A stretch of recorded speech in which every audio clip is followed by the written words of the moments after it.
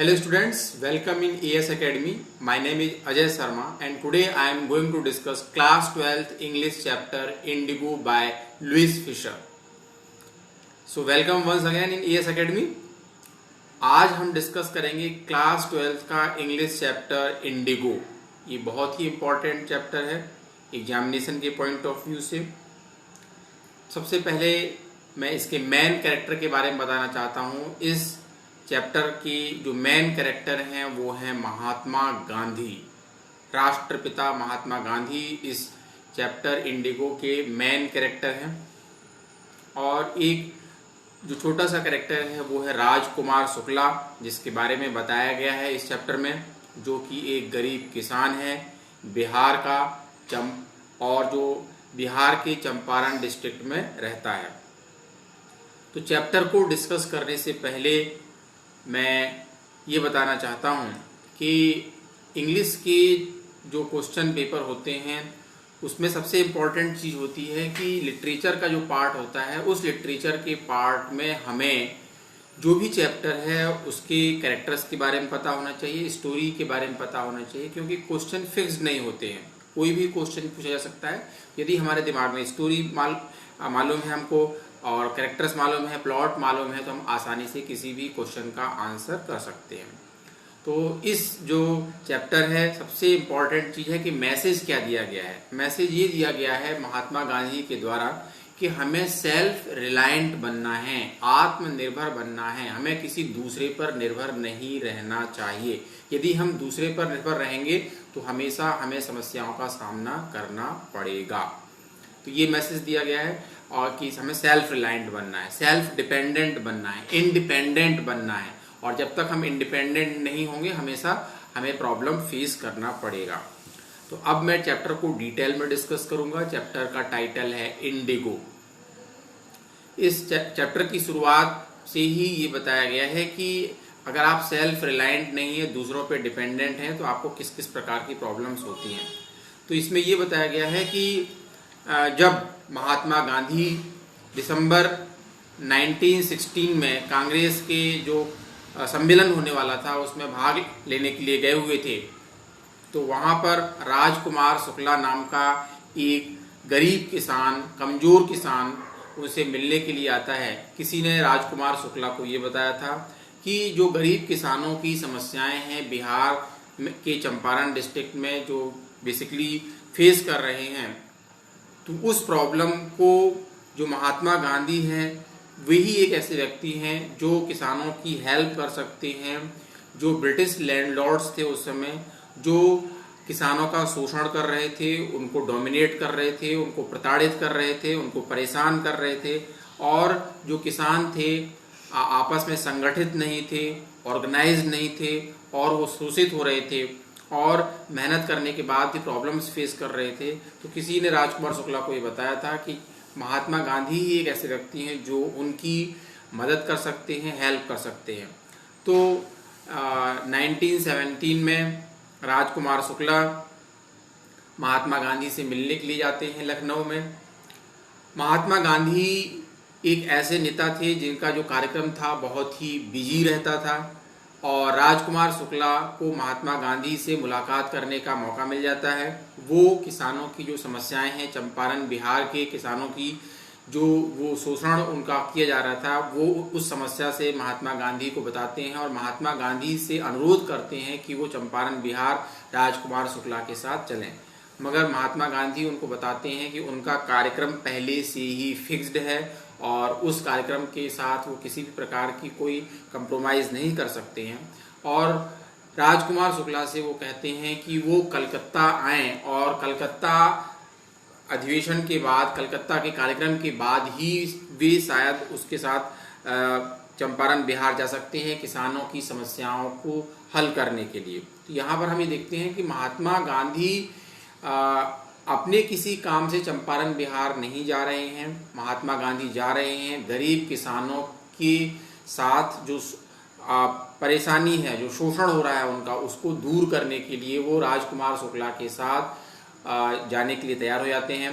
तो इस दौरान महात्मा गांधी जहाँ जहाँ जाते हैं राजकुमार शुक्ला वहाँ वहाँ महात्मा गांधी के पीछे पीछे आते हैं और लास्ट में जैसा कि महात्मा गांधी ने ऐसा निर्देश दिया था कि कलकत्ता के बाद ही वे फ्री होकर के राजकुमार शुक्ला के साथ चंपारण बिहार जा सकेंगे। तो जब महात्मा गांधी कलकत्ता पहुंचते हैं तो वहां पर वो देखते हैं कि राजकुमार शुक्ला पहले से ही उनका इंतजार कर रहे होते हैं। तो महात्मा गांधी उस गरीब किसान के डिवोशन को देखते हैं, उसके दृढ़ निश्चय को देखते हैं और उससे बहुत ही प्रभावित होते हैं और वो चंपारण बिहार के लिए निकल पड़ते हैं राजकुमार शुक्ला के साथ। तो जैसे ही जब वो बिहार पहुंचते हैं तो सबसे पहले वो राजेंद्र प्रसाद के पास जाते हैं। राजेंद्र प्रसाद वही व्यक्ति हैं जो बाद में भारत के प्रथम राष्ट्रपति बनते हैं और वो उस समय एक बहुत प्रतिभाशाली और एक बहुत नामचीन वकील होते हैं। तो किसानों की जो भी समस्याएं, जो चंपारण डिस्ट्रिक्ट के किसानों की जो समस्याएं थीं, जो ब्रिटिश लैंडलॉर्ड के द्वारा उनका शोषण किया जा रहा था, उसके बारे में वो डॉक्टर राजेंद्र प्रसाद से डिस्कस करना चाह रहे थे, ज़्यादा से ज़्यादा जानकारी एकत्र करना चाह रहे थे। इसलिए वो राजकुमार शुक्ला के साथ डॉक्टर राजेंद्र प्रसाद के घर पर जाते हैं। उसमें डॉक्टर राजेंद्र प्रसाद अपने घर पर नहीं होते हैं और लेकिन जो वहाँ पे अटेंडेंट होते हैं वो राजकुमार शुक्ला को पहले से जानते हैं, तो वो उनको घर के अंदर आने की अनुमति देते हैं और महात्मा गांधी को भी वे एक गरीब किसान समझते हैं। बाद में महात्मा गांधी मुजफ्फरपुर जाते हैं ज़्यादा जानकारी एकत्र करने के लिए किसानों के बारे में। वहाँ पर वो जेवी कृपलानी से मिलते हैं और एक जो सरकारी टीचर होते हैं प्रोफेसर मलकानी, उनके यहाँ वो रुकते हैं और इस चीज़ को एक बहुत बड़ी घटना मानते हैं कि एक सरकारी व्यक्ति, ब्रिटिश शासनकाल में किसी सरकारी व्यक्ति के यहाँ रुकना, एक ऐसे व्यक्ति का जो कि भारतीय स्वतंत्रता संग्राम के आंदोलन से जुड़ा हुआ है। कोई अगर सरकारी व्यक्ति है जो ब्रिटिश शासनकाल में गवर्नमेंट में काम कर रहा है, गवर्नमेंट का नौकर है, अगर ऐसा व्यक्ति कोई शरण देता है तो एक बहुत बड़ी बात थी। और महात्मा गांधी मोतिहारी में जाते हैं जो कि चंपारण की राजधानी थी, एक प्रकार से हेडक्वार्टर कह सकते हैं अपन उस समय। ज़्यादा से ज़्यादा जानकारी एकत्र करने के लिए किसानों के बारे में वहाँ के लोकल लीडर से मिलते हैं वो और ज़्यादा से ज़्यादा जानकारी वहाँ पर एकत्र करते हैं। किसानों से ज़्यादा मिलते हैं, वकीलों से ज़्यादा मिलते हैं जो कि उनका जो कोर्ट में मामला चल रहा था उसकी देखरेख कर रहे होते हैं। जो वहाँ के ब्रिटिश अधिकारी होते हैं वो इस चीज़ को बिल्कुल ही नापसंद करते हैं और महात्मा गांधी को चंपारण से चले जाने के लिए कहते हैं। उनको वो एक आउटसाइडर कहते हैं, पर महात्मा गांधी कहते हैं कि मैं कोई आउटसाइडर नहीं हूँ, मेरे देश में मैं कहीं पर भी जा सकता हूँ और कुछ भी कर सकता हूँ, कहीं पर भी ठहर सकता हूँ। तो I am not an outsider, वो इस प्रकार से वहाँ पे करते हैं। और जब उनको पता चलता है कि किसानों के ऊपर अत्याचार हो रहा है और जब एक किसान के ऊपर अत्याचार हुआ है तो वो गांव में जाकर के उसको मिलते हैं। तो एक ब्रिटिश जो पुलिस सुपरिटेंडेंट होता है उसका एक मैसेज आता है कि आपको कोर्ट में पेश होना है और आपको तो वो उसको लिख कर दे देते हैं कि मैंने कोर्ट का आदेश ले लिया है लेकिन मैं उस कोर्ट के आदेश को पालन नहीं करूँगा। और वो उसको डिसोबीडाइंस, जो उनके मेन सिविल डिसोबीडाइंस और ट्रुथ एंड नॉन वायलेंस जो उनके वेपन थे, और वो खुला चैलेंज करते हैं कोर्ट को कि वो उसका डिसओबे करेंगे क्योंकि वो कोई भी गलत काम नहीं कर रहे हैं और वो अपने आंदोलन को किसानों के लिए जारी रखेंगे और वो चंपारण को छोड़ करके नहीं जाएंगे। और जब पता चलता है मोतिहारी के किसानों को कि एक जो व्यक्ति उनके लिए लड़ाई करने के लिए उनको सपोर्ट करने के लिए आया हुआ है, तो बड़ी संख्या में किसान इकट्ठे हो जाते हैं और ब्रिटिश एडमिनिस्ट्रेशन के लिए इस बड़े हुजूम को, किसानों की भीड़ को कंट्रोल करना नामुमकिन हो जाता है।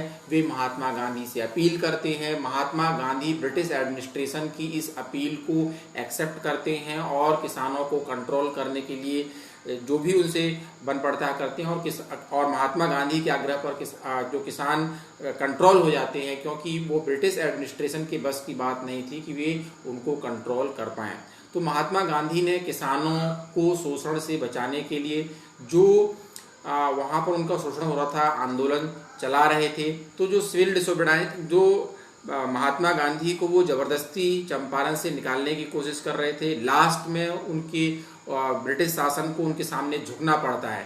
तो महात्मा गांधी ने दिखाया कि यदि हम गलत नहीं हैं तो हमें गलत के सामने कभी भी झुकना नहीं चाहिए, और उनके खिलाफ जो भी ब्रिटिश शासन एक्शन लेना चाहता था उसको झुकना पड़ता है। और वो वायसराय से मिलते हैं, बड़े अधिकारियों से मिलते हैं, और एक ऑफिशियल आयोग का गठन कर दिया जाता है कि जो भी वहाँ के किसानों की समस्याएं हैं, जो शेयर क्रॉपर्स हैं, जो कि ब्रिटिश लैंडलॉर्ड्स के द्वारा शोषित हो रहे हैं, जो कि 15% जो उनका लैंड है जिस पर वो कल्टीवेशन कर रहे हैं, नील की खेती कर रहे हैं, इंडिगो की खेती कर रहे हैं, जो उनको बाउंड किया गया है, कंपेल किया गया है कि जो भी किसान हैं वो 15% लैंड पर इंडिगो को ग्रो करेंगे और वो सारा पार्ट ब्रिटिश लैंडलॉर्ड्स को हैंडओवर कर देंगे। लेकिन जब जर्मनी में सिंथेटिक इंडिगो ग्रो होना चालू हो जाता है तो ब्रिटिश लैंडलॉर्ड्स को ये लगता है कि अब तो ये बहुत घाटे का सौदा होता है, तो वो उनसे ज़बरदस्ती पैसा उसके कंपनसेशन के तौर पर मांगना चाहते हैं। तो कुछ गरीब किसान शेयर क्रॉपर्स उनको पैसा देने के लिए राजी हो जाते हैं, लेकिन कुछ वकीलों की सहायता लेते हैं। तो इस प्रकार से बहुत किसान परेशान हो रहे होते हैं। तो जब आयोग का गठन किया जाता है तो किसानों की तरफ से जो किसानों के प्रतिनिधि महात्मा गांधी बनते हैं, और जो ब्रिटिश लैंडलॉर्ड्स थे उन लोगों को ये लगता है कि महात्मा गांधी पूरे 100% रिटर्न्स की बात करेंगे जो कि शेयर क्रॉपर्स ने उनको दिया हुआ है। तो लेकिन महात्मा गांधी 50% रिटर्न्स की बात करते हैं, जो पैसा किसानों ने दिया है उसका 50% उनको लौटा दिया जाए। लेकिन वो 25% पर एग्री होते हैं कि वो केवल 25% ऑफ द अमाउंट जो किसानों ने उनको दिया हुआ है ब्रिटिश, केवल वही लौटाएंगे। तो महात्मा गांधी 25% रिटर्न्स पर ही एग्री हो जाती है कि ठीक है, किसानों ने जो पैसा दिया है उसका 25% ही रिटर्न दे दीजिए। तो ये एक प्रकार से महात्मा गांधी की जीत थी, क्योंकि ब्रिटिश लैंडलॉर्ड्स को झुकना पड़ गया। बात ये नहीं थी कि उन्हें 100% रिटर्न्स मिल रहा है कि नहीं, बात ये थी कि वो झुक रहे हैं, अपनी गलती को मान रहे हैं। ये बहुत बड़ी जीत थी, ये महात्मा गांधी के आंदोलन की जीत थी। ये शुरुआत थी भारतीय स्वतंत्रता संग्राम के आंदोलन को आगे बढ़ाने की। यहाँ पर महात्मा गांधी ने मैसेज दिया है कि यदि हम सही हैं, यदि हम सत्य के साथ हैं तो हमें कोई भी झुका नहीं सकता है। तो महात्मा गांधी ने ब्रिटिश लैंडलॉर्ड्स को झुका दिया और उनको 25% रिटर्न करने के लिए एग्री कर दिया। तो यहाँ पर महात्मा गांधी ने ये मैसेज दिया है कि हमें कभी भी गलत के आगे झुकना नहीं है, चाहे गलत कितना भी पावरफुल क्यों ना हो। और महात्मा गांधी ने ये दिया है कि हमें डरना नहीं है, यदि हम डर जाएंगे तो हम अपने अधिकारों के लिए नहीं लड़ सकते हैं। दूसरी बहुत इंपॉर्टेंट चीज यहाँ पर महात्मा गांधी ने ये बताई कि महात्मा गांधी केवल वहाँ किसानों के अधिकारों की लड़ाई लड़ने के लिए नहीं गए थे। महात्मा गांधी जब चंपारण गए तो वहाँ उन्होंने गरीब किसानों की जो खस्ता हालत थी, उनकी जो गंदगी फैली हुई थी, अशिक्षा फैली हुई थी, महामारी फैली हुई थी, उसको देखा। वहाँ पर गरीब किसानों के लिए उन्होंने कई गाँव में स्कूल खोले।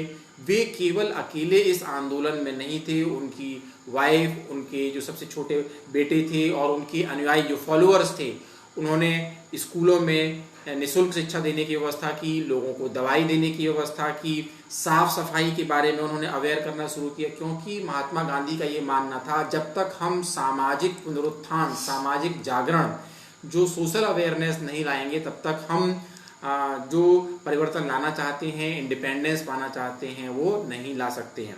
तो महात्मा गांधी ने वहाँ पर स्कूल खोले, स्वच्छता के लोगों को जागरूक किया, डॉक्टरों की व्यवस्था की, और उनके जो फॉलोअर्स थे, उनकी जो वाइफ थी, उनके जो बेटे थे, सब लोगों ने उनका साथ दिया। और जो महिलाओं की स्थिति थी, जो वस्त्रों की महिलाओं की स्थिति थी, उनके लिए महात्मा गांधी ने अपने वाइफ से बात की और उनको महिलाओं से बात करने के लिए कहा कि वो उनको जागरूक बनाएं और उनको मजबूत बनाएं, ताकि वो अपने अधिकारों के प्रति, अपने स्वास्थ्य के प्रति, शिक्षा के प्रति अवेयर हों। तभी तो इस बेसिकली यही पूरा मैसेज दिया गया है कि हमको डर को कैसे जीते, हम डर के ऊपर कैसे विजय प्राप्त करें, सेल्फ रिलायंट कैसे बने। महात्मा गांधी केवल कुछ समय के लिए वहां पर गए थे, लेकिन वो 1 साल से भी लगभग ज्यादा समय वहां पर रहे और किसानों का जो शोषण हो रहा था उसके खिलाफ उन्होंने विजय प्राप्त की। केवल किसानों के शोषण के लिए ही काम नहीं किया, बल्कि उनको अवेयर करने के लिए, उनकी शिक्षा के लिए, उनके स्वास्थ्य के लिए और सामाजिक पुनरुत्थान के लिए भी वह काफ़ी समय तक रहे और अपने आश्रम से वहीं रहकर मैसेज वायरलेस के द्वारा और संदेश भेज करके वहाँ पर उन्होंने अपनी कनेक्टिविटी को बनाए रखा। तो ये मैसेज दिया गया है। मुझे लगता है कि आप लोगों को चैप्टर बहुत अच्छे तरीके से समझ में आ गया होगा। मेन कैरेक्टर महात्मा गांधी हैं, राजकुमार शुक्ला एक जो गरीब किसान हैं और उसके संदेश को पाकर के वो कैसे चंपारण बिहार जाते हैं और उनके लिए काम करते हैं। तो I hope you people must have understood it. Please like, comment and subscribe my channel so that I could provide you some more videos and do proper guidance to you all. Thank you.